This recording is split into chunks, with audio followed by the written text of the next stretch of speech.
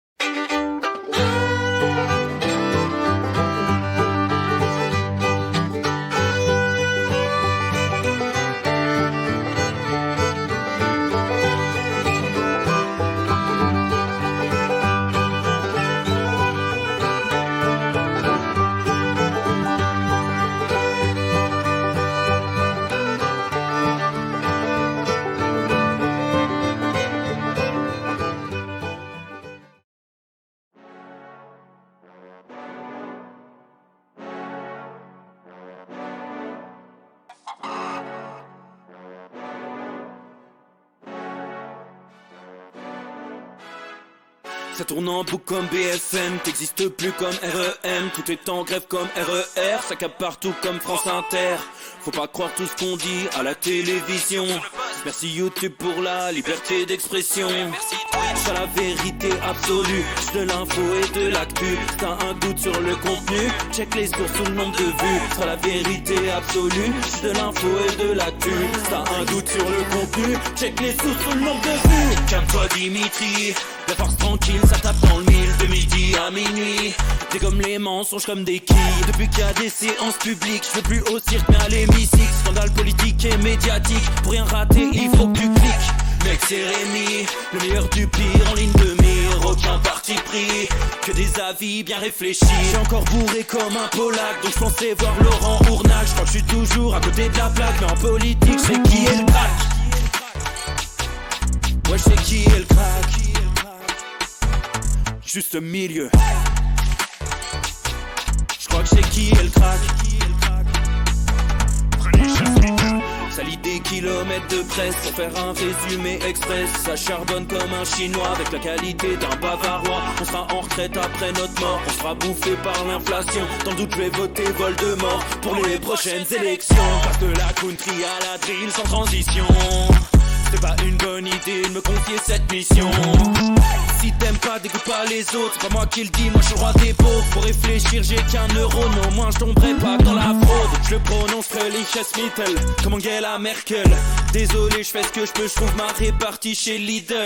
Des enquêtes exceptionnelles, pas de langue de bois et de l'humour. La revue c'est juste mensuel, les vidéos c'est juste tous les jours. Ouais, c'est juste tous les jours. Juste milieu. Regarde ça tous les jours. Juste milieu. Désolé pour mon manque de répartie. Je sais même pas ce que je débite. C'est dur la géopolitique. Ou un peu comme ma République. Ma République, non? C'est dur la République quand même, non? Ouais? Non? Ah non, c'est mou, non? Ouais, les mecs se font chier, on dirait un peu. Ouais, c'est un peu mou. Enfin, ça dépend dans quel pays. Ouais. Bah, j'y connais pas grand chose, moi. Et c'est quoi une démocratie déjà?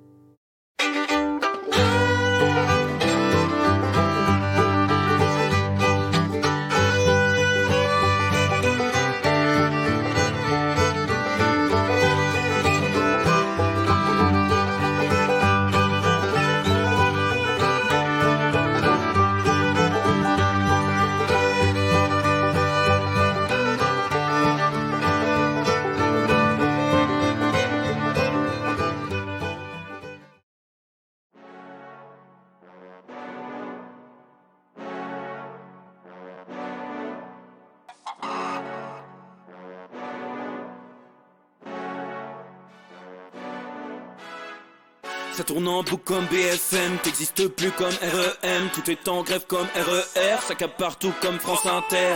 Faut pas croire tout ce qu'on dit à la télévision. Merci YouTube pour la liberté d'expression.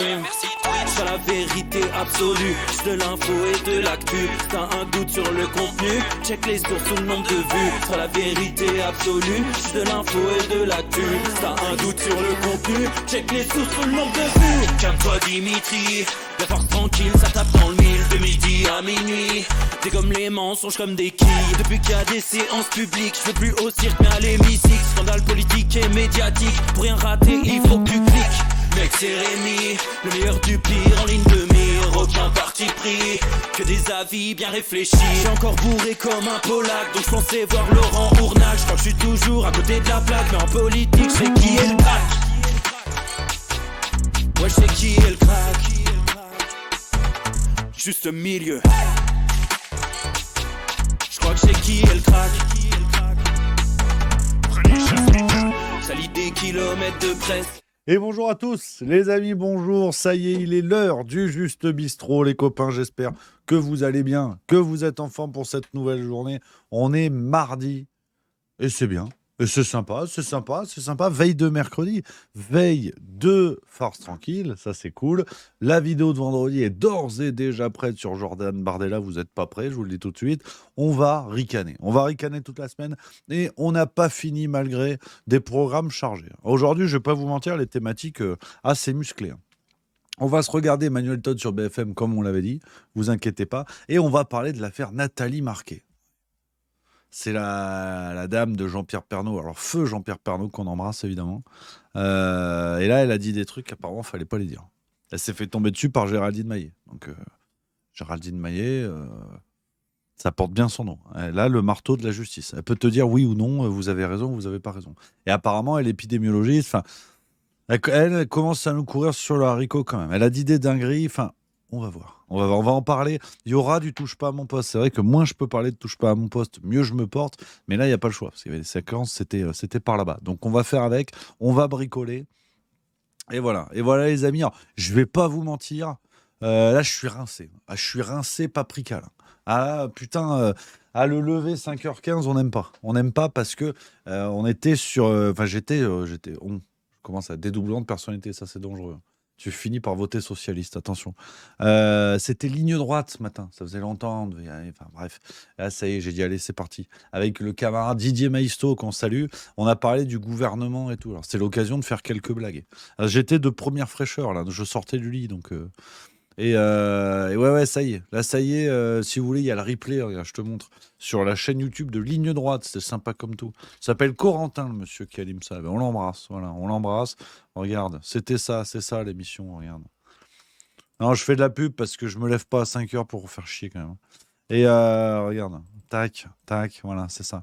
Vous cliquez là, voilà, et vous mettez en douillette magret de canard. D'ailleurs, j'ai pas checké les commentaires. On va voir si les gens ont respecté le truc, parce qu'on en avait parlé hier, on a fait des blagues. Voilà, premier commentaire, Boinon Matisse 4487, en douillette magret de canard.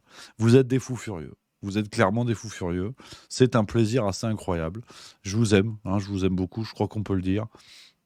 Voilà, que du plaisir. Voilà, vous êtes des affreux Jojo, les amis. Merci à Serendipity BX pour le sub 4e mois. C'est magnifique. Merci beaucoup. Merci les amis pour tous vos subs. Merci également à Galdov qui vient de sub 20e mois. Fidèle parmi les fidèles. Voilà, ça c'est cool. Donc, les amis, alors j'espère que ça vous a plu, hein, ceux qui ont écouté, les copains. J'espère que ça vous a plu. Hein. J'essaie de faire des blagues, quoi. Faire des blagues, tu l'as vu, mon cul. Enfin, il y avait du niveau. Mais bon. C'est vrai que j'essaie aussi comme ça d'arriver. De changer les angles de débat, tu vois, parce que c'était le sujet de l'émission, il faut s'y plier, je veux pas casser les pieds, mais au bout d'un moment, bon, est-ce que Macron peut gouverner? On va pas se poser la question pendant 6 mois, on voit bien que oui, de toute façon. Le mec, il est là depuis 2017, il a été réélu. Donc si vraiment il pouvait pas gouverner, il serait plus là. Donc au bout d'un moment, il faut se poser la question de pourquoi il peut encore gouverner malgré la gigantesque pompe à vélo que c'est. Et là, on peut trouver des pistes de réponse. L'opposition, la complicité médiatique, l'aveuglement volontaire. Là, tu commences à réfléchir. Donc non, c'est vrai que... Puis je sortais de la douche froide, donc si tu veux, à côté, Pierre Palmade, il était fatigué. Hein. Et moi, c'est gratuit. Donc, enfin, c'est gratuit. Tu payes l'eau, je veux dire, mais arrête de casser les couilles. Ouais, non, voilà, j'ai essayé de bricoler. Donc, qu'est-ce que je voulais vous dire? Oui, il y a ça, et puis il y a le grand boycott, le grand mouvement de boycott que je lance, que j'ai lancé ce matin. Alors, non, c'est pas le boycott contre ces chemises beiges qui vous donnent automatiquement l'allure d'un mauvais sosie d'Indiana Jones. C'est contre Emmanuel Macron. Vous allez voir, je vous mets la séquence pour ceux qui l'ont pas vu sur les réseaux sociaux. Oyez, ce soir, à partir de 20h15, Emmanuel Macron va parler à la France, conférence de presse diffusée sur 6 chaînes en direct pour 2 heures de discours. Alors, Kim Jong-un lui a envoyé un snap filtre chat en disant... 6 chaînes, c'est quand même beaucoup, t'abuses un peu. Mais c'est vrai que là, c'est sérieux. Donc, il faut trouver des solutions parce que plus personne n'en a rien à foutre, hein, on va pas se mentir. Ce que je vous propose, c'est un immense mouvement de boycott, mais dans la rigolade. Voilà. Hein, on va rigoler avec les audiences de demain parce qu'à 21h sur Gulli, il y a Alvin et les Chipmunks 2. Donc voilà, si on veut rigoler et que nos éditorialistes, que les médias deviennent zinzin en se disant « Putain, Macron a été battu par Alvin et les Chipmunks 2 », je vous invite à tous regarder Gulli on va ce grignoter soir, des à partir glands. de 21h. Donc à 20h, vous faites autre chose. À 21h, vous mettez Gulli, Alvin et les Chipmunks. Voilà, et relayez à fond cette vidéo. Ça peut être la rigolade de l'année de faire bugger tous nos médias. Je compte sur vous. Oyez, Voilà, oyez. là ça a l'air commencé, après c'est pénible. Mais voilà, c'est le boycott. C'est le boycott ce soir sur Gulli. Alors je vais être très honnête avec vous. Moi je vais basculer sur Gulli après le match de handball, qui est à 20h15. Donc normalement je serai à l'heure. Mais je crois que je vais regarder par contre premier degré, parce que j'aime bien Alvin et Chipmunk. Mais tu sais, faut trouver des trucs rigolos comme ça. Alors bon. Sauf si vraiment on a des relais de fous furieux, tu vois. Mais bon, pour l'instant, à mon avis, je suis pas certain que Gulli fasse plus d'audience que Macron sur certaines chaînes, mais ça peut être extrêmement gaulerie. Ça peut être extrêmement gaulerie. Donc, ça me plairait beaucoup. Ça me plairait beaucoup. Euh, Donc, voilà, affaire à suivre sur ça. Qu'est-ce que je voulais vous dire d'autre? Oui, voilà, donc ce soir, c'est handball. Disons-le, ça c'est handball. C'est handball, France-Allemagne. France-Allemagne, tour qualificatif. Bon, là, on est à l'Euro et compagnie. On comprend rien à la formule. Mais il faut qu'on gagne. Faut qu'on gagne. Et vraiment, si on ne se qualifie pas pour le tour principal, on est des pompes à vélo. Enfin, on n'a pas de chance, surtout. Parce que si on ne se qualifie pas, il faudrait que la Suisse remonte un écart de quasiment 20 buts, que la Suisse batte la Macédoine du Nord. Enfin bref.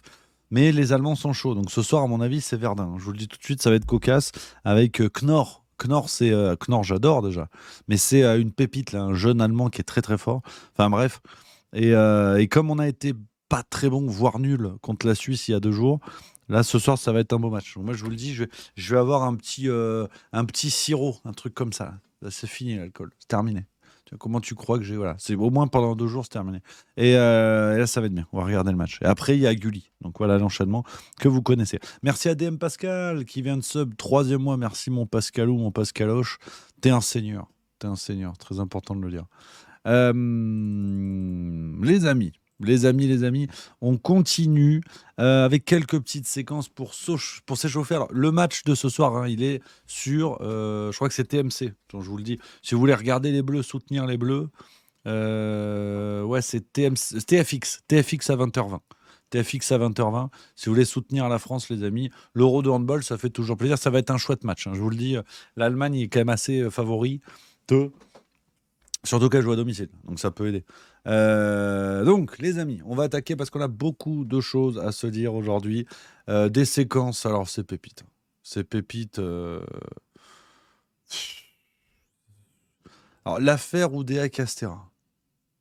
C'est terrible parce qu'en fait, et c'est ce que je vais dire demain dans la Force Tranquille, hein, je vous spoil. J'ai pas envie d'en parler de ce truc, quoi. C'est un putain de contre-feu. Excusez-moi le gros mot, faut pas dire ça, mais c'est un contre-feu terrible et tout le monde s'engouffre dedans.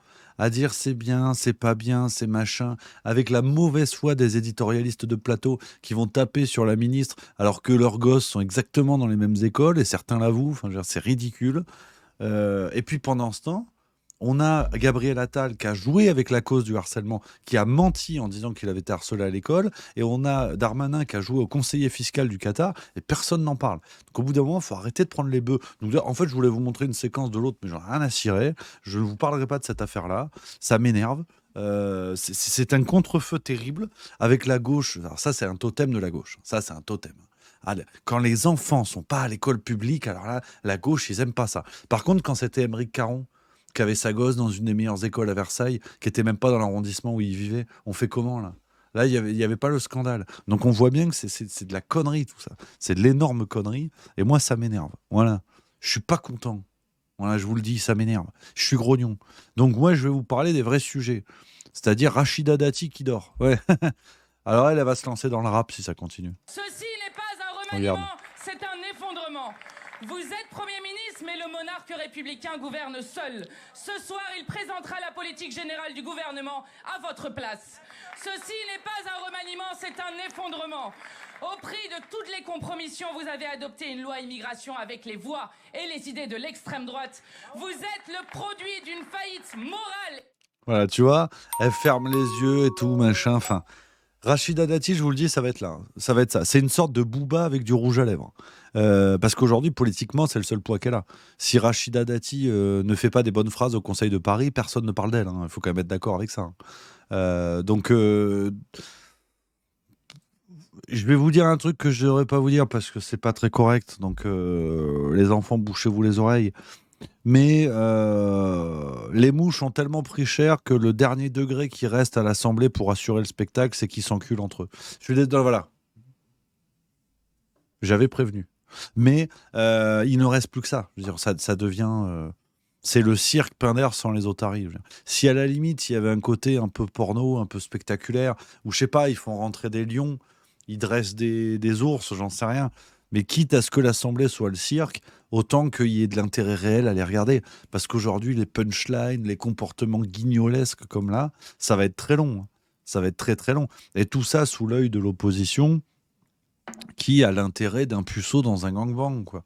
Mathilde Panot, elle est sympa comme tout, mais s'il compte renverser le gouvernement avec des discours, eh ben on n'est pas sorti du sable. Hein. Donc moi, ça me fatigue un peu. Et Rachida Dati, je le dis pas encore, mais je risque de dire bientôt de l'inviter à aller se faire cuire le cul. Mais je le dis pas pour l'instant, parce que faudra juger sur pièce, tu vois. Et puis quand tu vois le bilan de ses prédécesseurs à la culture,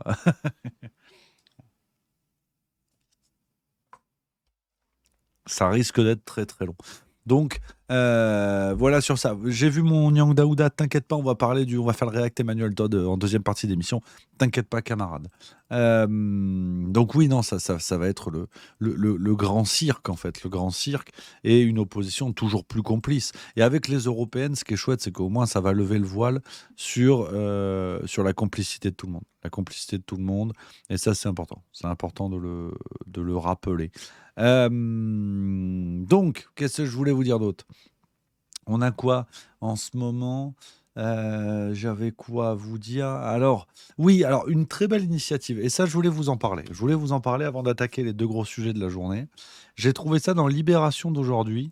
Et ça m'a bien plu. Parce que souvent, les gens disent, oui, Rémi, tu t'en prends à la France insoumise. T'es qu'un sac à merde, va dévorer tes ancêtres. Ce qui, vous en conviendrez, n'est pas fort sympathique. Hein. Donc, tout ça pour critiquer à la gauche et tout, non. Voilà. Et là, il y a une belle initiative. Donc, je voulais vous en parler. Cette initiative, donc c'était dans Libération d'aujourd'hui, c'est celle de Marie Pochon. Alors, non, elle ne travaille pas dans le milieu du shit, elle est députée écologiste. Ce qui peut revenir au même, mais c'est pas le sujet. Et cette députée a proposé a déposé une proposition de loi pour rendre public les doléances posées par les Français au moment des Gilets jaunes. Hein, vous vous rappelez? C'est-à-dire que euh, le papier toilette est à nos anus, ce que les cahiers de doléances étaient à Emmanuel Macron. Voilà, pour dire les choses de manière un peu plus polie. Ça a été l'une des plus grosses escroqueries démocratiques jamais observées en France, d'un président qui dit aux Français « Oui, envoyez-moi vos doléances, ouais. Je vais tout lire de A à Z pour voir ce qui ne va pas. » Et finalement, qui les a rangées dans un endroit, on ne sait même pas où. Elles devaient être rendues publiques, elles ne l'ont jamais été jusqu'à présent. Je vous lis un petit peu hein, ce qui est dit par cette dame, donc Marie Pochon, députée écolo. Ces doléances sont le résultat de la plus grande consultation en expression libre de l'histoire de notre pays. La crise des Gilets jaunes a révélé que de très nombreux Français ressentaient le besoin de s'exprimer et d'être écoutés par la classe politique. Au total, près de 2 millions de contributions ont été émises pendant la séquence du grand débat national en 2019. Et pourtant, aujourd'hui, ce trésor national n'est pas accessible, malgré le fait que le président a promis de tout rendre public.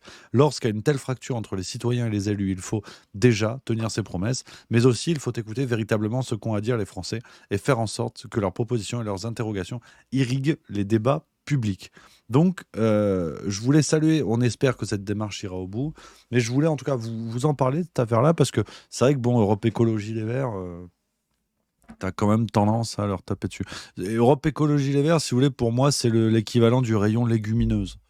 Quand je fais mes courses, c'est pas là que tu risques de me croiser. Je veux être tout à fait clair avec vous. Mais voilà, l'honnêteté intellectuelle, le juste milieu. C'est quand même le nom de la chaîne. L'honnêteté intellectuelle commande de souligner quand il y a ces choses-là.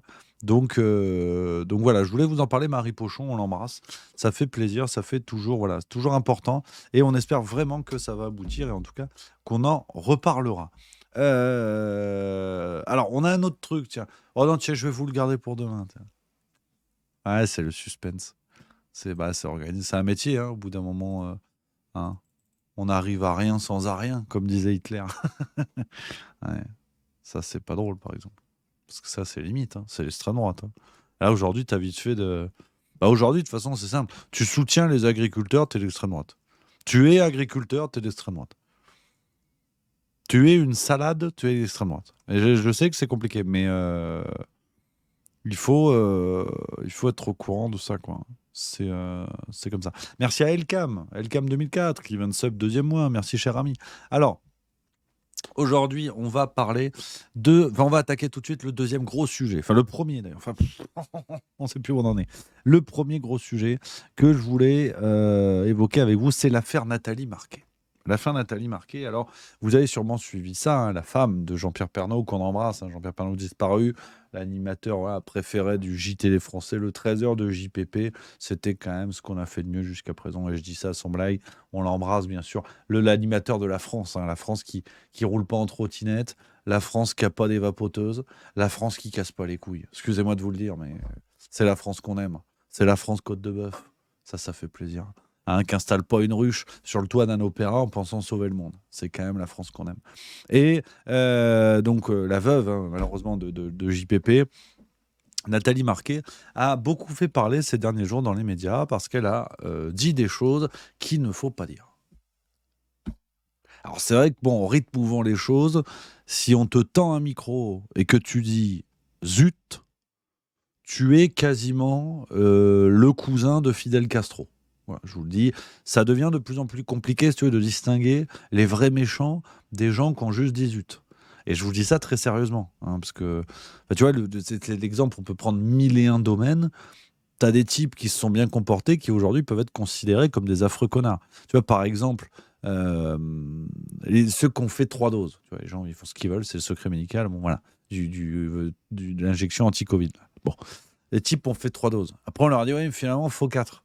Ils disent, bon, ça va quand même, hein, je ne suis pas non plus le dernier né. Il y a 3 personnes qui sont mortes cette semaine du Covid à travers toute l'Europe. On va peut-être pas tout de suite partir sur un nouveau projet de dose. Et bien, ces gens-là sont considérés comme des anti-vax aujourd'hui. Donc, ça devient compliqué. C'est vrai que, tu vois, aujourd'hui, tu dis, ouais, quand même, Attal, il n'a pas l'air d'avoir les épaules. Vous êtes homophobe, antisémite, raciste, pro-Poutine, carnivore, connard. Ça va vite, hein. Alors, tu as juste eu une opinion politique qui n'est pas non plus le truc plus condamnable du monde. Donc, c'est compliqué. C'est vraiment compliqué. Et là, Nathalie Marquet, elle a fait une erreur, en plus sur TF1, dans l'émission 7 à 8. Donc, la dernière fois qu'on a parlé de 7 à 8, c'était parce qu'il y avait l'autre Gabriel Attal qui était venu chialer sur son histoire de faux harcèlement. Maintenant, on le sait, tu vois. Ou alors, il avait oublié, hein, dans l'interview qu'il avait été harcelé, mais bon. Mais si tu veux, voilà, Bon. Bref, donc là, 7 à 8, c'est Nathalie Marquet. Je vous montre la séquence qui a fait parler. C'était sur 7 à 8 ce dimanche 14 janvier. Pour les poumons, plus de traces de cancer des poumons, plus de traces. Et là, par contre, on a dû faire après un IRM et là, on a vu qu'il avait fait un mini AVC. Il fera plusieurs mini AVC. Oui. Les médecins finissent par identifier la cause. On dit, subitement, il y a la valve du cœur qui est abîmée. Ah, bon, je trouve ça bizarre parce qu'il y a à peine un mois, on a fait tous les tests pour le cœur. Il n'y avait rien. Je peux avoir des doutes, entre le vaccin et la radiothérapie, ils font pas bon ménage pour moi. On n'a pas de recul. Le vaccin anti-Covid. Le vaccin anti-Covid, oui. En aucun cas, ce n'est prouvé par la médecine. En aucun, oui, en aucun cas, en aucun cas. Moi, j'ai des doutes, c'est mes pressentiments. C'est vrai que ça a sauvé beaucoup de gens. Moi-même, j'ai fait mes 3 vaccins. Jean-Pierre avait fait ses 2 premiers vaccins, pas de problème. Il fait le 3e vaccin et 8 jours après son vaccin, il m'a fait ses premiers AVC, thrombose sur thrombose. En tout cas, rien n'est prouvé et vous n'avez aucune explication rien par les médecins. Déjà, on avait fait Voilà, donc cette séquence, vraiment, avant de regarder le reste, parce que surtout je fais à mon poste, c'est un peu plus le cirque. Et puis voilà, j'ai pas envie, si tu voulais, de surfer, parce qu'on a quand même une dame qui a perdu son mari qui explique ça. Et ce genre de témoignage, en fait, si on l'enlève de 7 à 8, je pense que c'est c'est un témoignage à l'image de celui que peuvent avoir beaucoup de gens en France qui ont perdu des proches, qui ont entendu parler de gens qui sont décédés, ou des trucs où on comprend pas, quoi. Michel, il était sportif, il faisait des marathons, il nous cassait les couilles quand on l'invitait à la maison pour une raclette, il prenait une salade de maïs. Mec qui fait sa 3e dose, il est crevé une semaine après. Problème au cœur. Donc, si tu veux, ces témoignages-là, on en a tous l'écho autour de nous. On en a tous l'écho. Avec cette prudence qui est celle de Nathalie Marquet. C'est-à-dire, j'ai des doutes. C'est bizarre. C'est bizarre. Il y a ça, il a un cancer, il a machin, il fait le vaccin, ça part en cacahuète. ce témoignage-là, pour moi, c'est la base de ce que Descartes appelait le bon sens.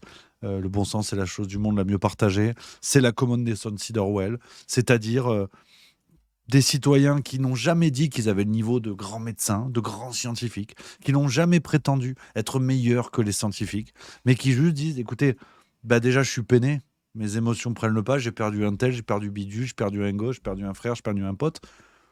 Et c'est bizarre, c'est tout. Et lui, il était sportif, lui, il était en pleine forme, lui, il avait fait bidule, lui, il avait survécu au cancer, à ce que tu veux. Et aujourd'hui, il est crevé. Et il avait fait le vaccin de 3 doses comme il fallait, 4 doses, 1000 doses. C'est du doute, point. Pas plus que ça. Et ça, c'est le niveau, voilà, common decency, bon sens. On a déjà une séquence qui est tellement symbolique de l'ambiance médiatique. C'est-à-dire que vous avez une journaliste qui part 2 fois sur une séquence qui fait pile 1 minute, ce que je viens de vous montrer, pardon.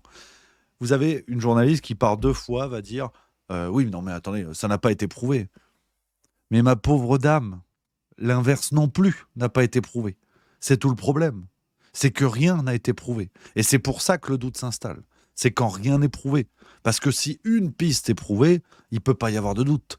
Donc, accuser les gens de dire ah ouais, mais ce que vous dites, attendez, c'est pas prouvé. Mais imaginez si dans cette séquence de 7 à 8, Nathalie Marquet lui dit mais ce que vous pensez non plus n'est pas prouvé, ma pauvre enfant. Donc vous n'en savez rien non plus. Et vous êtes comme moi. Vous êtes dans l'obligation de suspendre votre jugement au doute. Le doute qui vient remplir l'impossibilité de saisir le réel. C'est une des explications un peu philosophiques qu'on peut trouver. On a horreur du vide quand on a ce genre de situation où les émotions sont rudes parce qu'on a perdu quelqu'un, parce qu'on est en deuil, parce qu'on a tout ça. Il faut trouver une explication. On ne va pas arriver comme ça au boulot le lundi matin. Michel, il est mort. Pourquoi ? Tu reprends une tisane ? C'est absurde. C'est absurde. Le doute sert à ça. Donc, on vient remplir ce vide-là. Donc, cette pauvre journaliste, je ne sais pas qui c'est, je sais pas qui c'est, mais je veux dire, c'est tellement caricatural. Et en plus, vous allez le voir du coup dans les séquences ça c'était hier sur Touche pas à mon poste, on va s'en prendre à Nathalie Marquet, alors que la dame te dit clairement, mais moi j'ai fait les 3 doses, machin quoi. Et on te l'a fait passer pour une demeurée anti-vax, une anti-vax qui a fait ses 3 doses. Ça, c'est quand même balèze, tu vois. Donc, on a eu cette supercherie intellectuelle au moment du Covid, quand on était encore dans... Je suis juste mieux, j'essaie d'être honnête intellectuellement, et en tout cas d'être raccord, si vous voulez. Dans le moment où le vaccin arrivait, où les gens se faisaient vacciner, et on pouvait se dire, pourquoi pas ? Mais pourquoi pas dans les 2 sens ? Pourquoi pas ça va nous marcher et sauver des vies ? Pourquoi pas ça va être une catastrophe et ça va tuer des gens plus que ce que ça ne va sauver ? On était encore dans une... Je parle du moment où on est dans une situation de doute. Et après, on a vu petit à petit les éléments. Quand on vaccinait par exemple les jeunes, qui n'étaient que très peu concernés par la maladie. Quand on a vu les premiers effets secondaires remonter. Et là, aujourd'hui, il n'y a plus rien. Dans le narratif médiatique, c'est comme la guerre en Ukraine. Il y a 6 mois, c'était la 3e guerre mondiale. Aujourd'hui, c'est quasiment c'est l'équivalent d'Interville, si vous voulez. On vous en parle une fois en fin de semaine pour animer les esprits. Mais c'est quand même sidérant. On nous a dit que c'était la plus grande pandémie du siècle, au niveau de la grippe espagnole. Et ça disparaît comme ça. C'est pas possible. Aujourd'hui, vous prenez une huile essentielle de menthe poivrée, vous avez des contre-indications sur les effets secondaires. Et le vaccin ou l'injection, chacun choisit son mot, je sais que ça fait débat. Docteur Raoult parle de vaccin d'ailleurs. Il faudra s'en prendre à lui, c'est anti-vax. Enfin, je sais pas, pro-vax, j'en sais rien. Bon, bref, pour la blague. Mais l'injection anti-Covid, il ne faudrait pas émettre le moindre doute sur un truc qui a été développé en 2 mois, même pas. Enfin, c'est absurde, on ne va pas redire tout ce qu'on a dit, mais la séquence médiatique avec Nathalie Marquet remet en fait sur le métier un peu ce travail de réflexion qui est vraiment nécessaire, parce qu'on est en train d'éteindre ce scandale-là, quitte à être un poil complotiste, mais là encore, c'est le doute. Ce que je vais vous dire, je ne l'affirme pas, je n'en suis pas certain. Ce que je vais vous dire n'est certes pas prouvé, m'aurait dit la journaliste de 7 à 8, mais l'inverse non plus. C'est-à-dire, vous avez vu les chiffres de la natalité en France qui sont au plus bas au niveau d'un record qui était celui de 1944 ou 1945, la fin de la Seconde Guerre mondiale. On est à 740 000, autour de 740 000 naissances en France sur 2023. C'est du jamais vu depuis la fin de la Seconde Guerre mondiale. En Italie, c'est la même chose. Il y avait un article dans l'Opinion lundi, je crois, hier, ou en fin de semaine dernière, mais qui donnait des raisons un peu plus structurelles sur le rapport à la natalité en Italie. Mais quand bien même, on a des courbes qui, depuis l'arrivée du vaccin, ont terriblement baissé. Donc là, j'ai mis un doute qui peut être complotiste. Là, j'en conviens. Mais moi, je suis prudent. Je suis juste mieux. Je me suis fait tatouer le portrait de Rudi Reichstadt sur le cul. Donc, je suis quelqu'un de sérieux. Je veux bien reconnaître que ces chutes de natalité qui s'observent dans de nombreux pays en Occident n'ont rien à voir avec le vaccin. Mais qu'on le démontre. Qu'on le démontre. Il n'y a aucun problème. J'accepte tout ce que vous voulez. Mais qu'on ne vienne pas dire aux gens ce que vous sous-entendez sur le lien entre natalité, enfin entre baisse démographique et vaccin, qu'on ne vienne pas faire passer ces gens-là pour des affreux jojo et pour des teubés. Qu'on aille dire aux gens, ah, vous êtes des complotistes, vous faites le lien entre le vaccin et la démographie. Ben oui, mais permettez-moi de ne pas le faire. Offrez-moi la possibilité intellectuelle de ne pas le faire. Démontrez-le. Vous nous avez cassé les pieds avec vos armées de fact-checkers qui étaient capables de tout prouver en 1h30 au moment du Covid. Ben, qu'ils reviennent. Qu'ils reviennent. Faites-nous l'épisode 2. Hein. Ça, c'est la guerre des boutons, épisode 2. Donc, on est vraiment dans cette situation-là aujourd'hui. Et je crois que pour des esprits complotistes, il est quand même curieux d'observer, moi je n'en suis pas, bien sûr, j'essaie de me mettre à la place de la fange pro-Poutine, de ces gens-là. Il est quand même curieux de voir que le traitement médiatique du Covid-19, c'est bubule. C'est bubule. Quand ils ont vu les courbes qui remontaient un peu, il y a peut-être moyen de faire un petit billet. Mais sur les autres problèmes, c'est bubule. Donc j'essaie vraiment, et c'est pas comment dire, par malhonnêteté ou par refus de me mouiller ou quoi, les amis. Hein, mais j'essaie vraiment de réfléchir avec vous sur cette situation-là de manière pragmatique. On est dans le juste milieu. Chacun a ses idées, chacun a ses opinions, chacun tranchera. Mais moi, je veux bien considérer, enfin je répète tout ce que je viens de vous dire, je veux bien considérer tout ce que vous voulez sur la différence entre, enfin sur le fait qu'il n'y ait pas de causalité entre vaccin Covid-19 et démographie, entre vaccin Covid-19 et des morts comme celle qu'a vécu Nathalie Marquet avec Jean-Pierre Pernaut. Je veux bien qu'on ne fasse pas le lien de tout ça, mais qu'on arrête de dire aux gens que ce sont des abrutis, parce qu'ils font le lien et que ça n'est pas prouvé. Parce que l'inverse non plus ne l'est pas. Donc, pour l'instant d'ailleurs. Parce que les gens il y a aussi cette possibilité que les gens qui aujourd'hui prennent ceux qui dénoncent le vaccin Covid-19, que ces gens-là soient pris par des abrutis, il faudra quand même prévenir ceux qui les prennent pour les abrutis que le jour où ce sera prouvé, déjà ce sera une catastrophe sanitaire, ça va être un drame sanitaire et il risque d'y avoir des gens qui seront pas franchement contents. Et ceux qui ont défendu ça, aveuglément, sans aucune preuve supplémentaire, faudra quand même à un moment donné montrer patte blanche parce que sinon ça peut chauffer un petit peu, tu vois.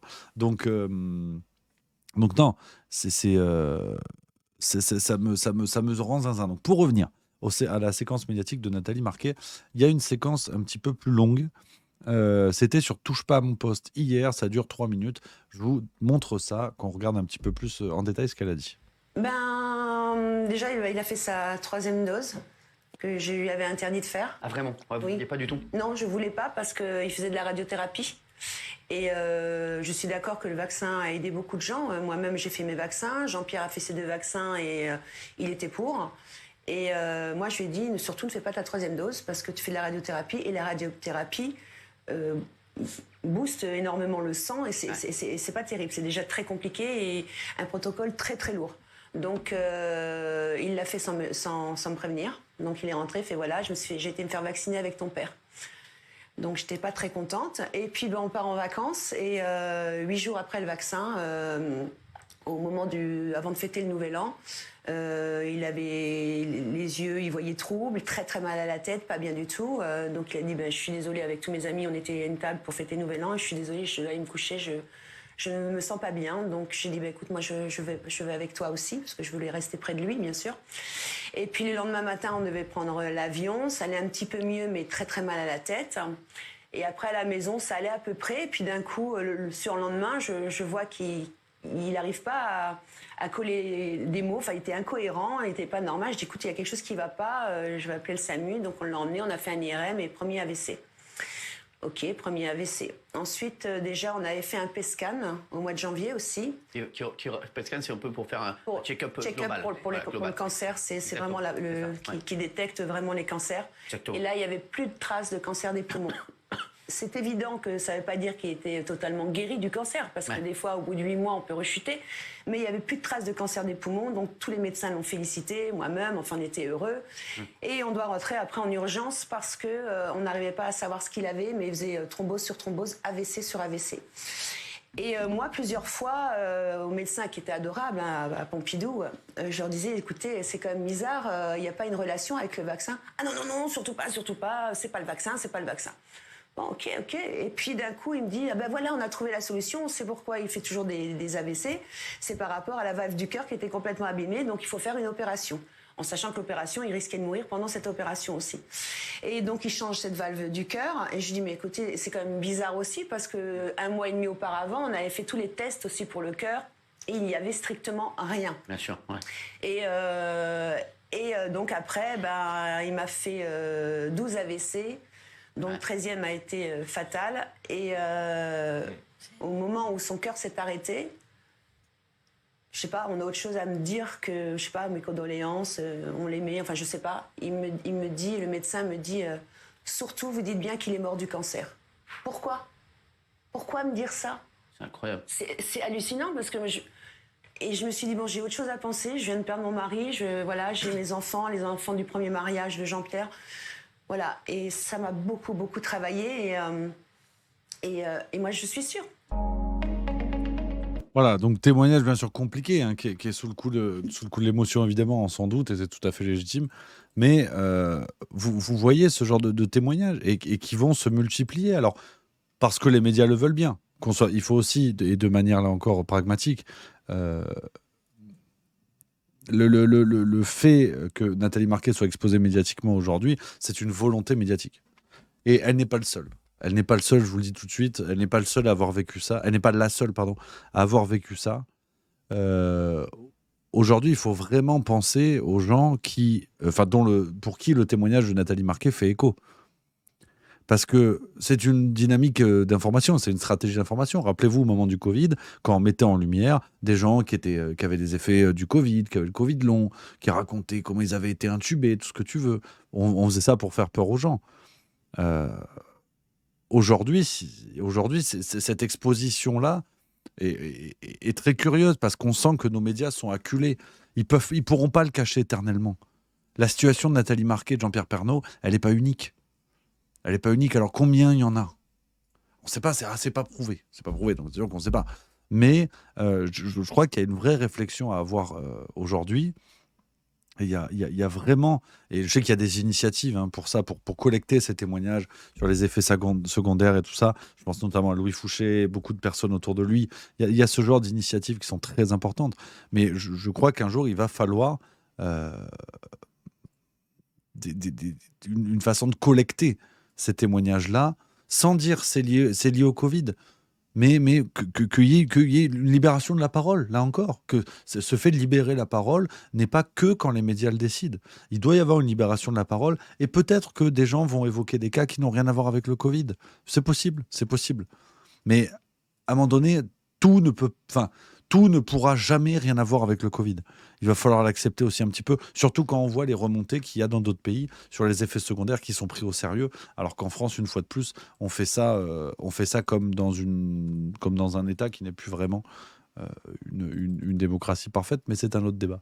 Donc non, c'est très curieux, c'est très curieux. Alors, le problème, je respecte bien sûr, et c'est tout à fait légitime, respecter le témoignage de Nathalie Marquet. Après, elle va prêter le flanc à quelques critiques de pompe à vélo dans les médias qui vont ne parler que de ça.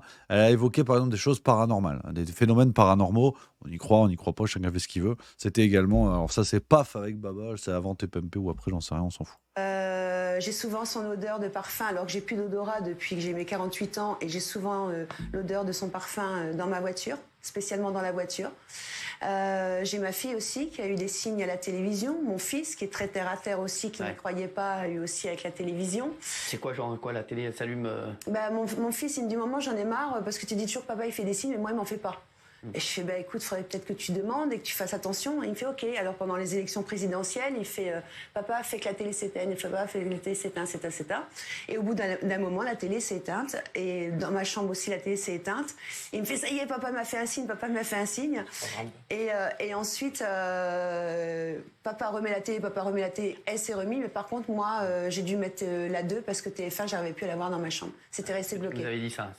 Ouais, et t'as eu d'autres signes depuis ou pas du tout? Pardon? T'as eu d'autres signes depuis ou pas du tout? Oui, bien sûr. J'en ai eu un ce matin, justement, début d'après-midi, parce que j'ai été enregistrée pour Jean-Luc Reichmann.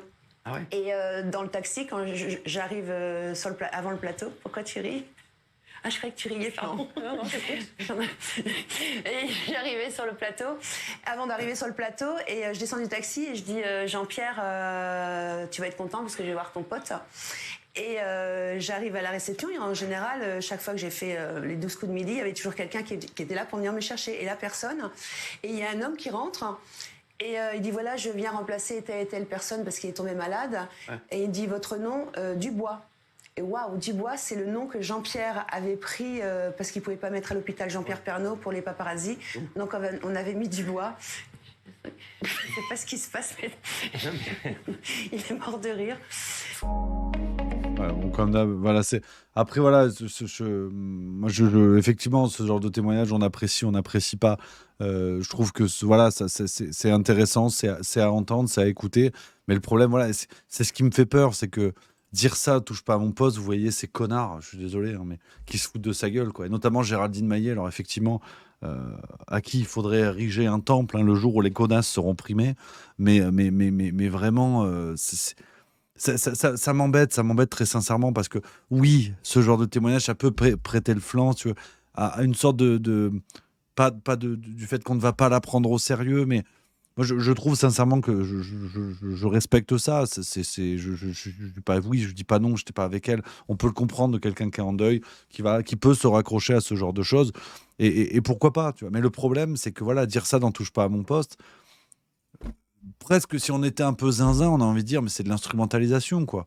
C'est qu'une fois de plus, alors, je suis un peu grognon et ça n'a rien à voir avec les personnes. On est bien d'accord, ça n'a rien à voir avec les personnes. Mais ce qui m'embête vraiment, je vous le dis honnêtement, ça n'a rien à voir avec les personnes, je le redis, mais depuis le Covid, alors, est-ce que c'est volontaire? Est-ce que j'en sais rien? Chacun trouvera son interprétation, mais depuis le début du Covid, tous les porte-paroles de la cause qui n'étaient pas celle de la ligne dominante se sont comportés comme des pompes à vélo. On va être très clair. Lalanne, Bigard, alors, des pompes à vélo, je suis méchant, mais là, Nathalie Marquet, avec le côté paranormal, je veux dire, elle connaît les médias mieux que quiconque. Tu sais très bien que tu vas te faire déchirer avec ça. Tu sais très bien. Pourquoi il n'y a pas une maîtrise du discours? Il n'y a eu que des porte-paroles qui se sont fait défoncer. Divisio, c'est pareil. Dire, au bout d'un moment, quand tu commences avec le Covid et que tu finis à aller voir le concert de Booba, je l'apprécie beaucoup, mais au bout d'un moment, et c'est vrai, il y a Anarchy08 qui le dit dans le chat. Au moment des Gilets jaunes, c'était déjà ça. Il y a des porte-paroles qui sont choisis. Et encore, dans Gilets jaunes, je ne suis pas d'accord, parce que certains ont été bons et cohérents du début à la fin. Mais c'est vraiment terrible, quoi. C'est vraiment terrible de voir ce genre de choses. Et sur Nathalie Marquet, moi, j'étais vraiment touché par son témoignage. Et c'est important que ce soit mis en avant. Mais aller faire ça sur Touche pas à mon poste, vous avez... Restons polis, parce que ce serait ridicule et ça décrédibiliserait le discours. Mais vous avez Géraldine Maillet, ce qui est en soi d'ailleurs une insulte, mais qui se fout de sa gueule. Vous allez voir une séquence mais lunaire portée par cette dame, mais sans commentaire. Je vous mets la séquence sans commentaire. Pardonnez-moi, mais ce qu'on relève aujourd'hui, c'est tout ce que moi, le truc que j'ai relevé, c'est que j'ai dit, tous les gars qui sont posés des questions, ils se sont fait ken, ils se sont fait foutre dehors. Que ce soit Myriam, que ce soit d'autres médecins, que ce soit des potes qui ont parlé. Alors, parce que dans les manifestations anti-pass ou anti-vaccin, il y avait qui? Il y avait toute la frange antisémite. Pfizer, les tu es d'un ridicule, mais alors insupportable. Les anti-vax, ils sont antisémites? Non, j'ai dit. Non, mais elle est d'un ridicule. arrêtez. Ça n'a rien à voir. C'est une pauvre fille, je peux pas la laisser dire ça. C'est dégueulasse de dire ça parce que moi j'étais aux manifestations. Moi je ça n'a rien à voir. Dans des manifestations, des gilets jaunes, il y a des black box, il y a des mecs qu'on n'aime pas, c'est une idéologie. On vient pas dire, mais ça n'a rien à voir. Le complotisme. On n'a pas dit que. Il y avait aussi le Meki, le fameux Meki. Il y a toujours des cons dans les manifestations. On fait une généralité, franchement, c'est dégueulasse. Pour tous les gens qui ont manifesté, c'est dégueulasse. Pour les victimes du vaccin, c'est dégueulasse. C'est juste immonde. J'aimerais juste que Myriam Scam, parce qu'on va faire un point people dans un instant. Ça va pas être la même limonade. Tu vas nous parler de. Qui était abject quand même. Quoi? Le mec qui était abject. Oui, mais non, mais faut pas faire une. Non, mais tu sais ce que tu es en train de faire là? Ça existait aussi. C'est un amalgame. Tu es en train de faire un amalgame qui est nul. Voilà, je te le dis. Voilà, ce genre de bon, sans commentaire, je crois qu'il n'y a pas beaucoup à dire, on sera d'accord. Gigantesque pompe à vélo, Géraldine Maillet, effectivement.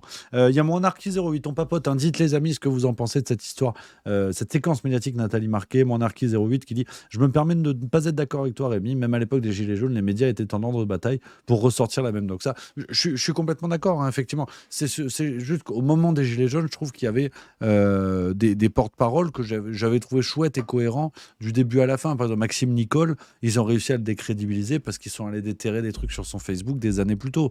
Jérôme Rodriguez, pareil. Je trouve que le mec a été bonnard du début à la fin et les médias n'ont pas réussi sur la séquence des Gilets jaunes à les décrédibiliser. C'est juste par rapport à ça, je disais que c'était un petit peu différent. Mais sur le reste, je suis complètement d'accord. Les accusations bidons d'antisémitisme et compagnie, les mecs servent la même limonade. Et c'est là où il y a une décrédibilisation terrible. Et les gens qui ne veulent pas comprendre cette mécanique-là, au bout d'un moment, ça va être plus que compliqué, quoi. Donc voilà, sur cette séquence-là, ce que je voulais vous dire, les amis.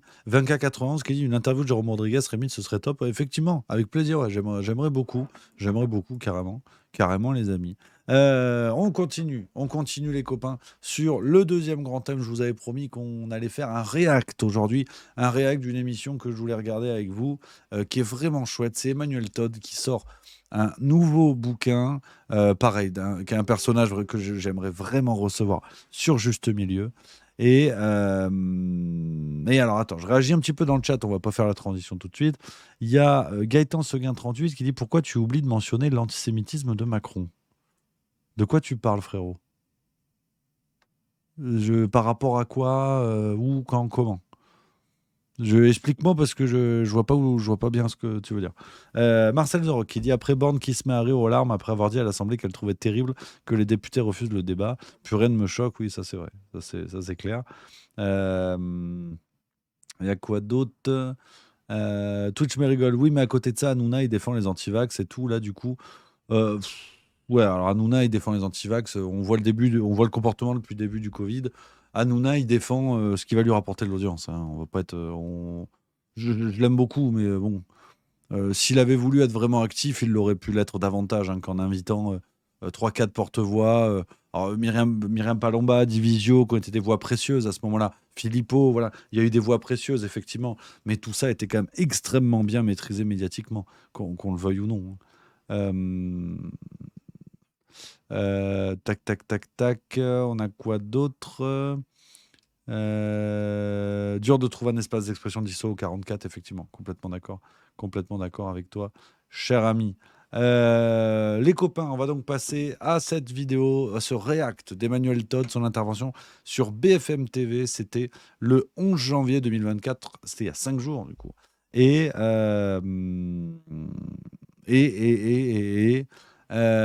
C'était sympa. Son nouveau bouquin à la défaite de l'Occident, c'est celui-là. Même Apolline de Malherbe, pas trop bronché. J'ai trouvé ça chouette. On se fait un petit react. Ça fait longtemps qu'on l'a pas fait. Merci à Oyega qui vient de subprime, un petit nouveau. Merci beaucoup, cher ami.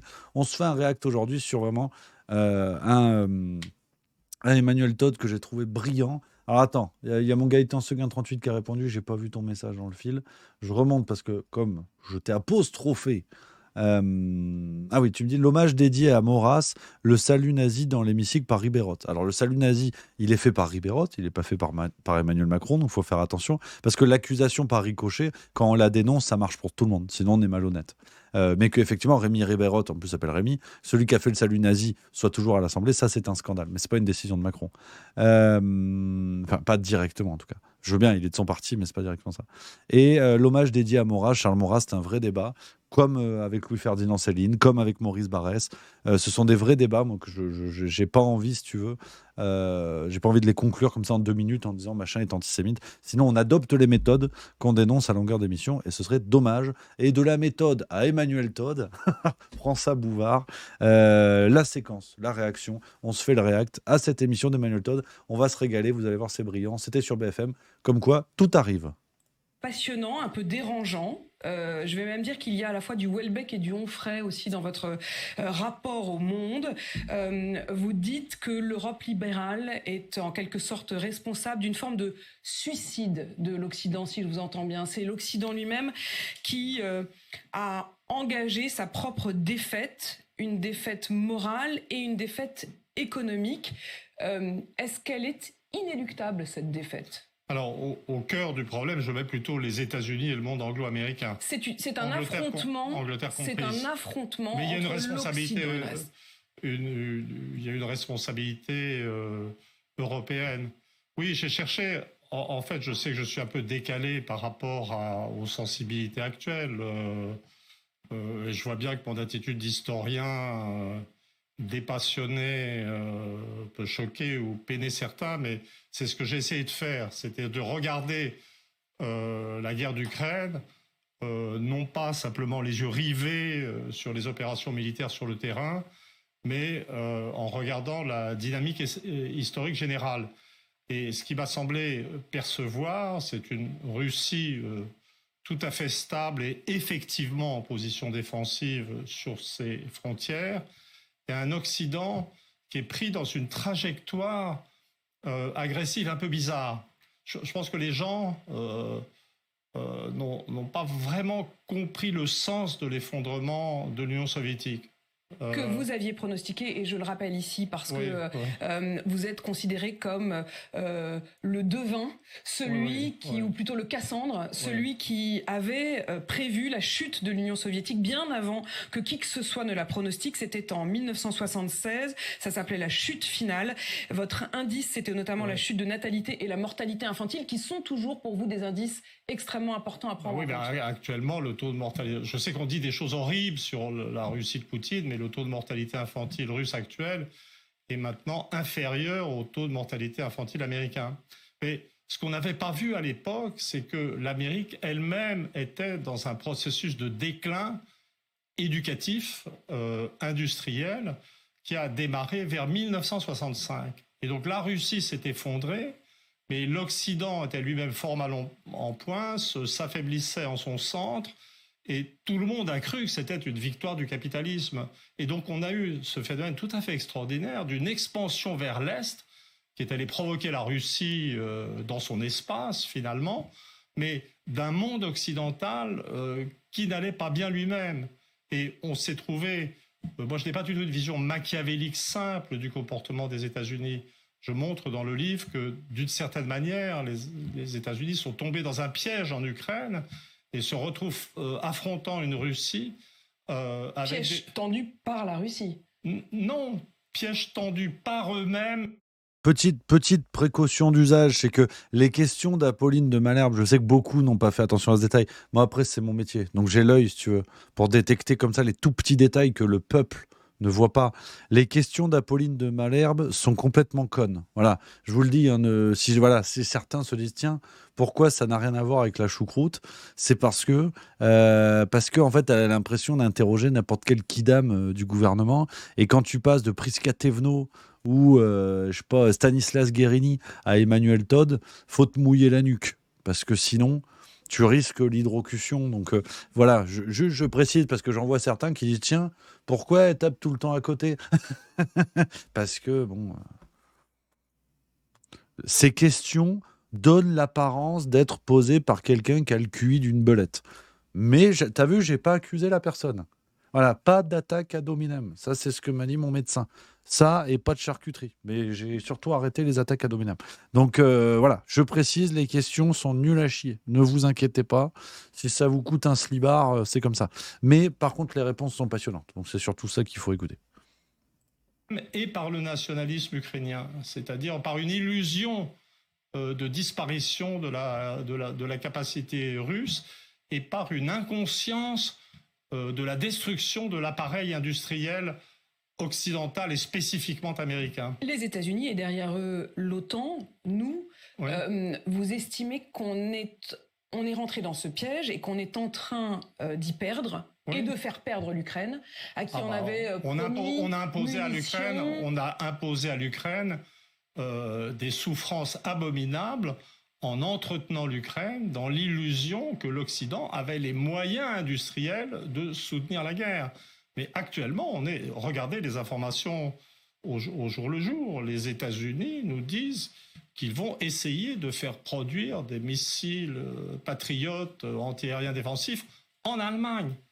Sans doute parce qu'ils ne sont plus capables de les produire eux-mêmes, parce qu'ils n'ont plus la main-d'œuvre, les ingénieurs, les ouvriers qualifiés qui permettent de faire ça. L'Allemagne qui d'ailleurs, et on va en y revenir dans un instant parce que j'aimerais qu'on parle de l'Angleterre, de la France et de l'Allemagne. Si je comprends bien, l'Allemagne s'en sort moins mal que nous, l'Angleterre en revanche pire que nous dans ce déclin, dans cette étape de la défaite. Mais si je comprends bien, vous avez presque l'air de dire qu'au fond, on a fait l'erreur de faire croire à l'Ukraine qu'on allait les aider, mais ça veut dire qu'on aurait dû laisser tomber dès le départ, leur dire non mais attendez, on peut rien pour vous.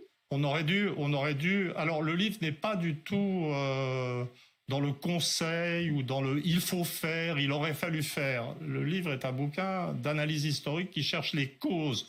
Si on me demande et si je redeviens citoyen, ce que je ne suis pas dans le livre, où je suis historien, je dirais bien sûr qu'on aurait dû négocier, bien sûr qu'on aurait dû intégrer la Russie à l'Occident. En fait, vous dites il y a bien longtemps déjà, nous n'aurions jamais dû. Ça, c'est vrai que ça, c'est aussi un trait de caractère d'Apolline de Malherbe que je trouve assez extraordinaire, que je trouve aussi passionnant, si tu veux, et agréable à l'oreille enfin à l'oreille et au sens, que la fraise d'un dentiste. C'était quand elle pose un début de question. Donc Jean-Jacques, du coup, quand même, dans la piémontaise, est-ce qu'on met des petits pois? Et le mec te dit, bah écoutez, Et elle a dit oui, donc ce que vous êtes en train de dire, tu sais, elle reformule. Parce que ce que tu ne sais pas, c'est qu'Apolline de Malherbe a un QI supérieur à l'intégralité de l'humanité cumulée. Et comme dirait le docteur Marty, on a des années de recul. Donc, c'est très important qu'elle reformule, parce qu'en fait, elle invite des idiots. Donc, elle te dit elle-même le truc. Là, c'est exactement sa technique que je trouve détestable au plus haut point, hein, blague à part. Mais t'invites un type en interview, il a écrit un satané bouquin où il t'explique le bordel. Et l'autre, elle arrive, elle dit, bon, ce que vous voulez dire, Emmanuel, parce que vous nous emmerdez, c'est que la Russie, en fait, c'est génial, c'est ça, vous êtes pro-Poutine, vous sucez Vladimir. Et puis les mecs te disent, non, mais en fait, là, je parlais football, 4-4-2. Ah ouais, 4-4-2, parce que 4-4-2, est-ce que ça rime pas un petit peu avec Troisième Reich? Bah non, en fait, Pauline. Donc forcément, tu vois, les trucs ne peuvent pas tenir. Voilà. Une intervention qui n'avait pas beaucoup plus d'intérêt que les reformulations, mais je le dis quand même. Couper les liens avec la Russie. Nous aurions dû amarrer Europe et Russie pour en faire un grand Occident. Voilà, mais si vous voulez, le fait de dire il aurait fallu faire ceci, ça, c'est de la politique au jour le jour. La Russie ne se serait pas enfermée dans une forme de conservatoire de l'Occident, d'une pureté de l'Occident. Elle avait fait des tas d'ouvertures au moment de la guerre d'Irak. Il y avait des conférences de presse communes de Chirac, Schröder et Poutine. C'est très proche. Mais dire il aurait fallu, ça n'a pas de sens parce que l'analyse. Moi, c'est aussi les citoyens que j'ai envie d'entendre quand même Emmanuel Todd, parce que vous êtes quand même un homme engagé.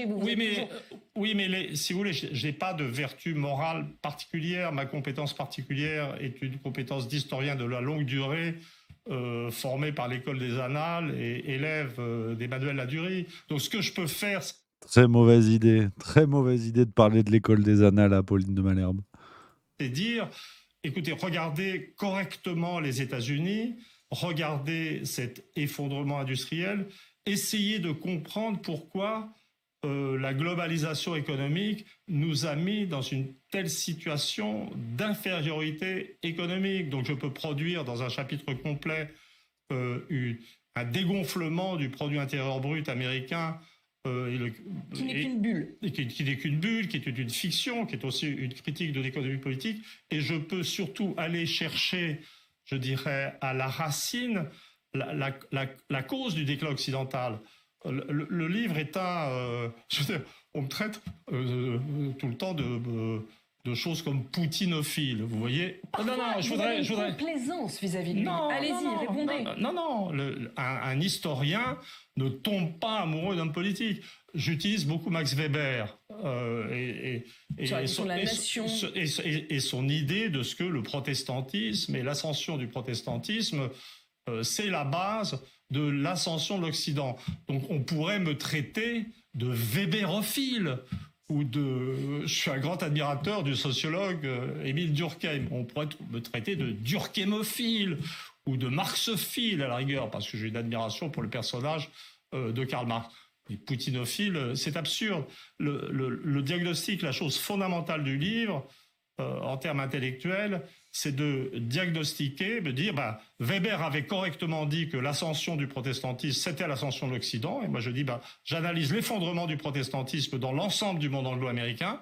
Et je dis, la chute de l'Occident, c'est l'effondrement du protestantisme. La chute du protestantisme. Et surtout américain. Et la chute de la religion. Vous parlez même, pour ce qui est de l'Occident, États-Unis et Europe, d'un état zéro de la religion. C'est-à-dire, vous considérez qu'en ayant tué, en étant rentré dans une forme de nihilisme... C'est la percée intellectuelle du livre. En ayant tué l'idée même de religion, en ayant refusé la morale chrétienne. Vous parlez même de l'autorisation du mariage homosexuel comme d'un tournant. C'est pour vous la fin des règles. Là, pareil, notez bien sur votre petite calepin, le professeur Milieu vous parle.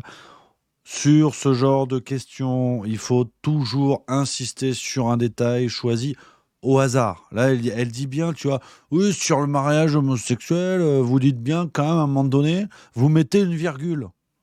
Est-ce que vous voulez brûler les homosexuels ? Enfin, c'est n'importe quoi. C'est n'importe quoi. Ça aussi, c'est une pratique rhétorique d'Apolline de Malherbe. La meuf, tu sais même pas si elle a bouquiné le bordel et elle te sort un truc, tu sais, qui pourrait laisser à croire qu'Emmanuel Todd a couché avec Brigitte Bardot. Enfin, je veux dire, c'est Bardot, pour le coup, c'est bien le terme. Règle de vie régie par une morale religieuse. Et ça a donc laissé une sorte de vide. C'est là que je parle d'une forme de suicide pour vous. Oui, mais encore une fois, il ne faudrait surtout pas s'imaginer que j'ai une posture morale. C'est-à-dire, j'ai un rapport, moi je suis un historien de la longue durée, formé par l'école des Annales. Je ne crois pas du tout à l'importance des hommes politiques centraux dans l'histoire. Je vois des forces de très longue durée et qu'il faut observer, analyser, quantifier,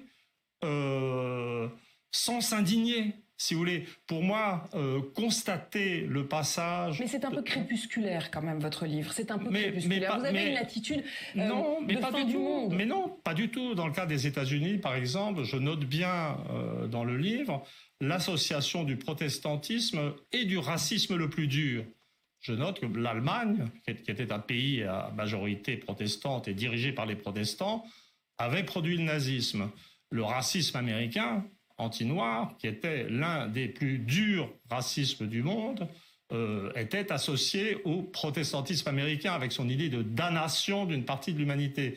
Et je dis très clairement que l'effondrement du protestantisme, c'est l'effondrement de l'industrie, c'est la baisse du niveau éducatif, mais c'est aussi la disparition de ce racisme très dur. Vous voyez, l'histoire est complexe. Et au fond, je note bien, pour l'ensemble des pays avancés, un état de faiblesse, je dirais, à s'organiser, à produire du collectif, que je situe aussi également en Russie. Je dis qu'en Russie, c'est atténué par des traditions familiales communautaires, comme en Allemagne, par des traditions familiales autoritaires d'un autre genre. Mais vous savez bien que Poutine dit de l'Occident que c'est désormais une société de dégénérés.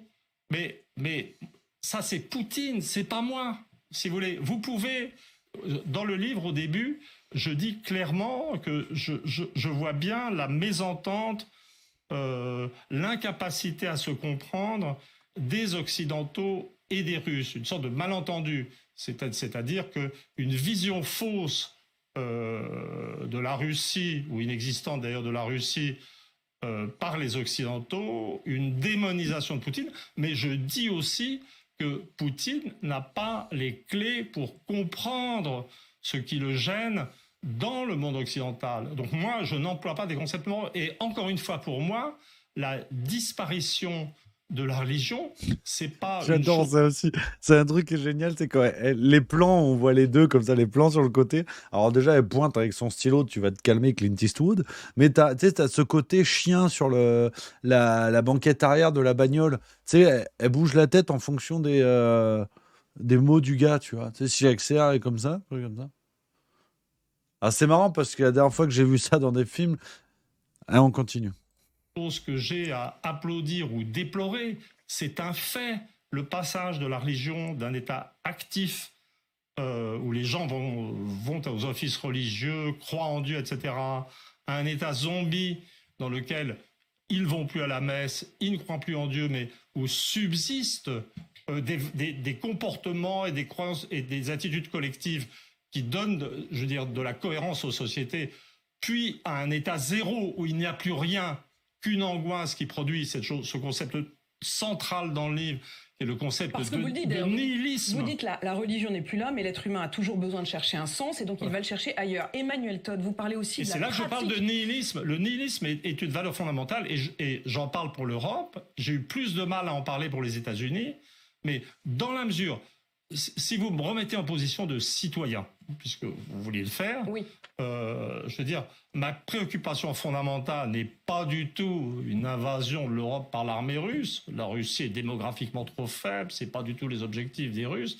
Ce à quoi j'avertis, c'est à l'existence d'une puissante pulsion nihiliste aux États-Unis, une recherche de guerre, de violence, d'une société qui n'a plus de classe dirigeante autonome, qui a perdu sa matrice protestante, qui ne sait plus où elle va, qui décline et qui provoque un peu partout dans le monde ou qui envenime partout les conflits. Ça, c'est mon avertissement de citoyen. Emmanuel Todd, citoyen du monde, citoyen français, vous avez un rapport aussi à la pratique du pouvoir. Vous dites d'ailleurs de la Russie qu'elle est aujourd'hui une forme de démocratie autoritaire. Démocratie parce que malgré tout, dites-vous, le peuple russe ne s'est pas vu imposer Vladimir Poutine, mais l'a choisi, même s'il a en effet une pratique du pouvoir autoritaire.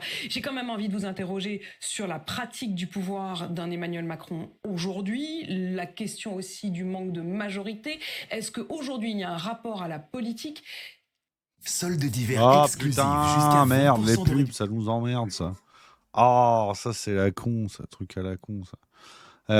Non, intéressant. Pareil, je crois que je vais à la librairie ce soir ou demain pour acheter le bouquin. Je le trouve vraiment brillant, Emmanuel Todd. On se fera un autre réact sur une émission qu'il a faite il n'y a pas longtemps. On en reparlera.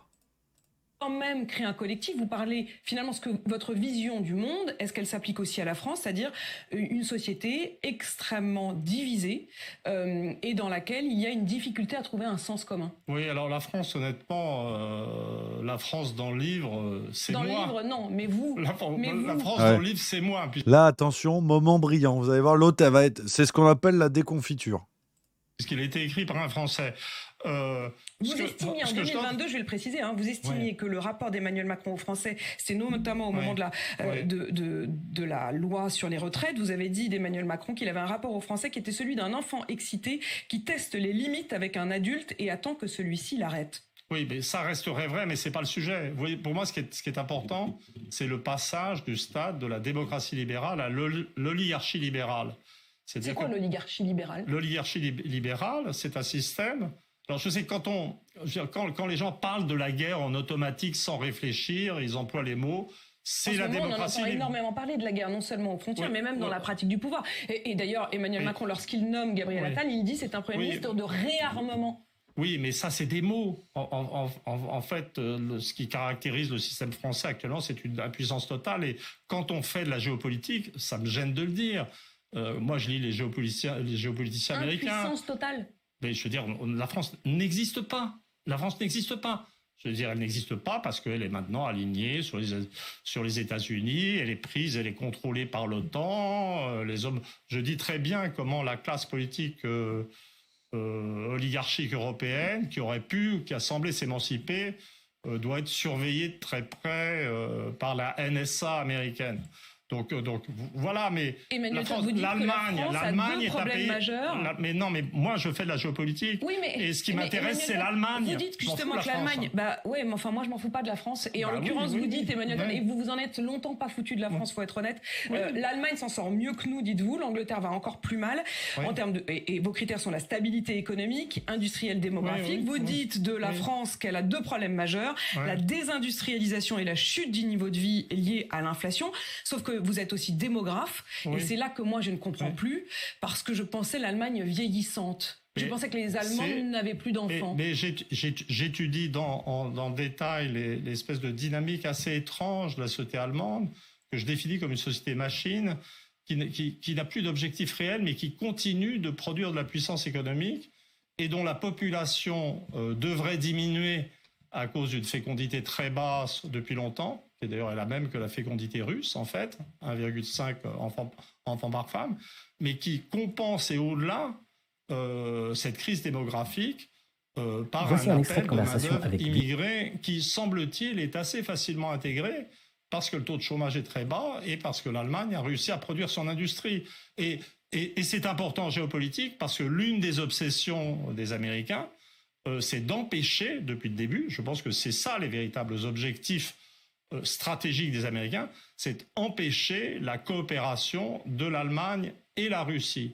Au stade actuel, un rapprochement Allemagne-Russie, c'est la terreur des géopoliticiens américains. Mais ça va rater, parce que la guerre va finir par cesser. Si je vous comprends bien, la Russie va finir par gagner. Mais c'est pas la Russie qui gagne, c'est l'Occident qui perd, et c'est la réalité qui va gagner. La réalité, c'est que on n'est pas à l'époque de la guerre de 14. À l'époque de la guerre de 14, ou à la veille de la guerre de 14, on était dans un monde de nations en expansion démographique. La puissance économique, industrielle et militaire jaillissait de partout, et tout le monde avait peur que son voisin soit plus rapide dans la croissance. Donc les Français avaient peur des Allemands, les Anglais avaient peur des Allemands, les Allemands avaient peur des Russes. Il y avait des ressources démographiques inépuisables et ça a permis d'entretenir 2 guerres mondiales. Mais maintenant, ce qui caractérise le monde avancé, c'est le déficit démographique. C'est-à-dire qu'on est dans un monde, au sortir de cette guerre, on s'apercevra qu'on est dans un monde de puissance faible, avec des populations déclinante et un monde qui ne se fera plus la guerre. Et donc le monde d'après, on nous promet une Russie sous domination russe, pas du tout. Une Ukraine sous domination russe, un monde sous domination russe. Et de toute façon, ce que je voulais dire, c'était une Europe sous domination. Donc j'étais à 2 pas de la vérité linguistique. Mais pas du tout. Ce qu'on aura après, c'est-à-dire qu'une fois que, alors là je le dis franchement, honnêtement, que les États-Unis auront accepté de se retirer de leur empire, de l'Eurasie, de toutes ces régions où ils entretiennent les conflits. J'ai fait un post-script au livre pour dire qu'ils ont aussi contribué à envenimer la situation à Gaza dans des proportions considérables. Il y a à Washington une préférence, j'analyse en détail, je fais une sorte d'anthropologie de la classe dirigeante américaine, des géopoliticiens américains, une classe qui est vide de morale, est à zéro de la moralité, de la religion, etc., ne reste qu'une préférence pour l'argent et la guerre, et une sorte de jouissance à mettre le désordre en Eurasie. Et au contraire de ce que tout le monde pense, on se dit, qu'allons-nous devenir quand les États-Unis ne nous protégeront plus? Mais vous dites, il ne se passera rien. Mais pas du tout, on sera en paix. Oui. On sera en paix. La meilleure chose qui pourrait arriver à l'Europe, c'est la disparition des États-Unis. En fait, les États-Unis sont en quelque sorte sont belliqueux. Au fond, sont belliqueux. C'est ce que j'appelle nihilisme. C'est le concept central du livre. C'est-à-dire que vous n'avez plus de religion. Vous avez un état zéro des croyances, mais l'homme reste l'homme, il est angoissé, il n'y a plus rien, et tout ce que vous obtenez, c'est une déification du rien, et ça s'appelle le nihilisme. L'un de vos indices, c'est donc toujours cette question aussi de la démographie, du nombre d'enfants par femme. Vous le disiez, 1,8 en France, 1,5. Non, on est déjà en dessous d'1,8. On est à 1,6, c'est fini. On était à 2,1, il y a encore peu de temps, ça va très vite. Oui, mais on descend parce que les jeunes, autrefois, la démographie française était protégée par un statut assez élevé des femmes qui leur permettait de faire des études, de travailler et d'avoir des enfants. Mais actuellement, les conditions, je dirais, de travail et d'existence deviennent tellement difficiles pour les jeunes générations qu'ils n'y arrivent plus. On pourrait dire la même chose du monde anglo-américain. C'est la question de l'inflation, c'est la question des salaires. Voilà, et donc les pays qui résistaient, c'est-à-dire les pays scandinaves, les pays, la France, les pays anglo-américains où le statut de la femme était assez élevé, maintenant sont tous tombés à des fécondités de 1,6 enfants par femme. Donc au moment où on se parle, le chiffre d'1,8 est déjà largement gonflé. Ça n'est pas l'Occident. Je souligne, en fait, dans le livre, il n'y a pas de nostalgie, il n'y a aucune idéalisation du système russe. J'explique bien que l'orthodoxie russe est qu'un concept agité par Poutine, mais que ça n'a pas de réalité. Je dis bien que la Russie souffre à sa manière du même individualisme que la France. Et c'est pour ça que Poutine veut préserver la société civile, etc. La Chine, elle, est à 1,3 de fécondité. Il y a un problème qui est commun à l'ensemble du monde développé. Et cette chute, elle est globale. La défaite de l'Occident, ça sort donc aujourd'hui aux éditions Gallimard. Merci Emmanuel Todd d'être venu ce matin. 8h53 sur RMC BFM TV. Et merci Apolline de Malherbe. Bonjour à toutes et à tous, on est ravis de vous retrouver.